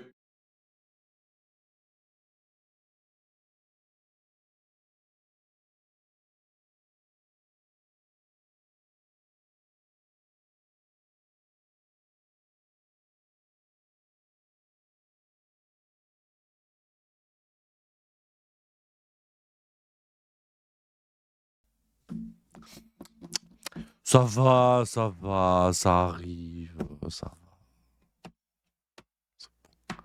Ça va, c'est bon. J'ai vu. C'est fou quand même. Hein. Putain. J'arriverai jamais. Hein. Non, mais c'est une catastrophe. Hein. Non, mais arrêtez de vous moquer. Je fais ce que je peux. Je le fais pas exprès. Hein. C'est pour ça, faut pas se moquer. Ça, c'est déjà arrivé. Normalement, un humain bien câblé, il comprend. Hein. Moi, non. Je fais pas exprès. À la tête de Tata Janine que je fais pas exprès. Hein. C'est quand même un truc de fou. Hein. Ça fait déjà 2 fois cette année. Hein. En 10-12 émissions. Hein. Le ratio, en termes de pourcentage, on est au-dessus de l'efficacité sur la transmission du vaccin. Je déconne, c'est une blague évidemment. Donc, enfin non, c'est une blague, non d'ailleurs. Mais ouais, non, c'est vrai, l'erreur est humaine, mais putain, je suis vachement humain. Hein. Ah ouais, je suis super humain. Non, c'est quand même dingue. Mais bon, c'est la vie, hein, c'est la vie. Donc ouais, non, Emmanuel Todd, donc je vous disais pendant tout ce temps, Emmanuel Todd, j'ai trouvé vraiment très très bon. Alors bien sûr, les copains, vous connaissez la maison. Ah, le professeur Milieu, parfois, est exigeant avec vous. On n'est pas là juste pour regarder les vidéos et tout.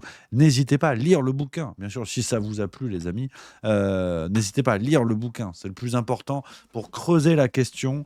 Vraiment, je pense que c'est la chose à faire. Je vais aller à la librairie. À la librairie demain. Je pense demain. Ce soir, c'est vélo. Et c'est handball après, 20h15, c'est handball. Donc ouais, non, c'est très important de lire ce bouquin. Apolline de Malherbe qui devient caricaturale dans sa façon d'être Apolline de Malherbe, c'est assez bluffant. Mais on se régale. C'est le plus important. Moi, ça me plaît, quoi. Ça me plaît, je le dis. Hein. Voilà les amis. Et c'est vrai que ce soir, émission folle. Hein. Vous êtes 650 là au moment où je regarde les compteurs. C'est un truc de dingue. Vous êtes vraiment nombreux les amis. Merci à vous. Ça va super. Hein. Franchement, ça fait plaisir. Ça fait vraiment plaisir les copains. Sur Twitch, vous êtes de plus en plus nombreux les amis. C'est vraiment cool. Vraiment coolos. Je suis ravi et ça donne une banane folle pour continuer en fait. Pour continuer tout ça. Et c'est vrai que là, les journées sont chargées en ce moment. Mais j'y mets du gaz. J'essaie d'être un peu plus rigoureux. Ah, tu vois, c'est le bistrot, là, c'est fini. Hein. Enfin, c'est fini, il va y en avoir, pas mentir. Mais là, les semaines sont sérieuses. Hein. T'as vu, je me lève 5h30, la douche froide, je bois des coups maintenant que le vendredi. Non, ça déconne plus. Hein. Ça se prépare pour le spectacle, ça se prépare pour tout ça. Il y a du boulot. Donc voilà, j'ai la chance de pouvoir faire ça grâce à vous, les amis. Donc, il faut mettre du gaz. On y va à fond. Et on va se régaler. Les amis. Cette année va être complètement folle. Je vous le dis. 717, c'est n'importe quoi. La France est au rendez-vous ce soir. Je parle à la France. Je vais montrer ma bite. Non, je rigole. T'as vu ? Non, faut surtout pas s'emballer comme ça. Surtout pas. Ça, c'est le syndrome Gabriel Attal. Surtout pas s'emballer comme ça. Range ton penny, hein, comme disait le général de Gaulle. Voilà, faut faire attention. Surtout pas s'emballer. Ça, c'est l'erreur. Ça, faut guetter ça. Hein. Faut guetter ce truc-là. Si je commence à prendre le boulard, à péter les plombs, je commence à me taper la tête sur le bureau en disant je suis le solide Whitney Houston, attention. Là, je compte sur vous pour arriver, m'attraper par le callback et me dire tu vas te calmer, mon petit cochonon, pour remettre un petit peu de l'ordre dans tout ça. Alors, c'est vrai que ce soir, sur ce projet Gulli, je veux pas vous mentir, on est à plus de 1000 retweets et 2000 likes sur Twitter, donc c'est complètement zinzin. Hein. Ce serait une énorme rigolade si Gulli fait un bon score. Je vais vraiment regarder les audiences demain. Ce serait une énorme rigolade, mais je pense que là, il faut aller encore plus fort. N'hésitez pas à relayer de fou, hein, de partout, de bombarder de partout. Et on va essayer de surveiller en fait les audiences de Gulli. Ça peut être une énorme rigolade.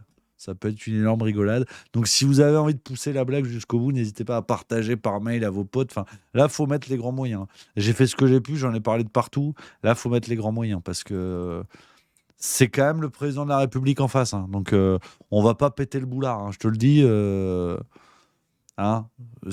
Voilà. On a une équipe en face, c'est le PSG. Moi, je suis la mode Beuvron. Mon attaquant, c'est Pierre Ménès. Mon gardien, c'est Stevie Wonder. Donc, on part pas sur un 3-0 quand même. Hein. Donc, voilà. Donc, Gulli, c'est la 18. 21h, c'est Alvin et les Chipmunks 2. Voilà. Ça, c'est important. Non, alors, il y a Gaëtan du 44 qui a rien compris. Ça, c'est cool. On a la communauté qu'on mérite. Non, mon Gaëtan, il y a Macron qui fait le discours sur 6 chaînes en même temps. À 21h15, ouais. Enfin 20h15 pardon. Blague à part ce que je proposais moi c'est de faire un boycott, tout le monde va regarder Gulli, voilà. Et cette France de trolls, tu vois, après il faut aller chercher les jeunes, ça c'est le problème, les jeunes ils sont sur les réseaux sociaux, faut trouver un truc, mais bon on va, au pire nous on le fera, ça va être rigolo. Mais puis voilà, sur les réseaux sociaux ce soir mettez des photos hashtag Macron Gulli, tu vois. Paf, tu vois, vous mettez des photos avec Gulli, bon bref. Et ce que je voulais dire par là, c'est... Merde, j'ai oublié. Oui, non, blague à part. C'est quand même un truc de zinzin. Parce qu'on déconne. Mais 6 chaînes en même temps qui rediffusent le bordel d'Emmanuel Macron, c'est un truc de ouf, quoi. On rigole, mais franchement, c'est un truc de fou. Son discours de 2 heures, où on sait très bien que le type n'a rien à dire. On le sait. Je veux dire, factuellement, j'en parlais avec ma milieu ce matin au moment du café. Et j'ai dit quand même, faut se rendre compte qu'Emmanuel Macron n'a rien à dire. La seule chose qu'il pourrait dire pour surprendre les gens, c'est tiens, on va attaquer la Russie. Ça, effectivement, il y a des gens qui vont faire gloops. Mais sinon, le mec ne peut rien dire. On voit bien qu'il ne maîtrise pas les dossiers. On ne voit bien qu'il n'est pas acteur dans ce qu'il fait. Et en plus, il y a quand même ce côté où il vient allègrement uriner sur Gabriel Attal, parce que rappelons quand même que Gabriel Attal n'a toujours pas fait son discours de politique générale, ce qui est quand même une institution. Au moment où un nouveau Premier ministre prend les rênes, il fait son discours en disant bon, alors moi je vais faire de la merde, mais dans cette direction. Et Emmanuel Macron s'en bat tellement les reins que le mec fait son discours de 2 heures, enfin sa conférence de presse de 2 heures, avant Attal, quoi. Et tu vas avoir des suppôts du pouvoir, on ne sait pas qui ça va être. J'espère que ça va être Léa Salamé, parce que ce regard un peu coquin, tu vois, une fois c'était Léa Salamé et Gilles Boulot, je crois. Je me suis dit à tout moment ça finit en bifle. J'explique s'il y a des jeunes, parce qu'on avait dit pas les gros mots. Une bifle, c'est comme une gifle, mais sympathique, et qui ne se fait pas dans la rue. Ou alors faut être à l'aise. J'en dis pas plus. Mais il y a eu une ambiance où à un moment donné, tu te dis effectivement, j'ai vu des films où ça finissait dans des positions avec énormément de souplesse. Donc bon, je ne sais pas qui ça va être ce soir, mais ça va être encore énorme. Des questions de 10 secondes, tu sais. Monsieur le Président de la République, pensez-vous que... Et l'autre, il déroule pendant 2 heures. Pumpf, terminé. Donc non, on va voir. On va voir, les amis, ce qui nous attend. Les copains, on a fait le tour. On a fait le tour pour aujourd'hui. On est à 1h30 d'émission. 18h07, je vais me rentrer à la baraque. Je suis un peu rincé, je ne vais pas vous mentir. Les journées sont musclées en ce moment et ce matin, ça a commencé un petit peu plus tôt, mais c'est que du plaisir. Donc, l'idée, c'est de rentrer, vélo, on a du gaz et demain, on est en forme, farce tranquille évidemment, et juste bistrot, les copains. Voilà, je crois qu'on s'est tout dit. J'espère que vous avez passé une bonne émission, les copains, que vous êtes régalés. Demain, on parlera Gabriel Attal, homophobie, on va parler éolienne. Ça va être zinzin, on va parler de Javier Milei, enfin, on va se régaler. Voilà, le rendez-vous est pris demain 16h45 pour le Juste Bistrot. Les amis, bon Gulli, bon Alvin et les Chipmunks, allez les Bleus, à 20h15 ce soir, France-Allemagne. Et puis voilà, passez une excellente soirée les copains, profitez bien. Merci à vous d'avoir été encore plus nombreux que d'habitude, c'est complètement fou, vous êtes les meilleurs. Je vous embrasse, vive la rigolade, vive la France et à demain les copains.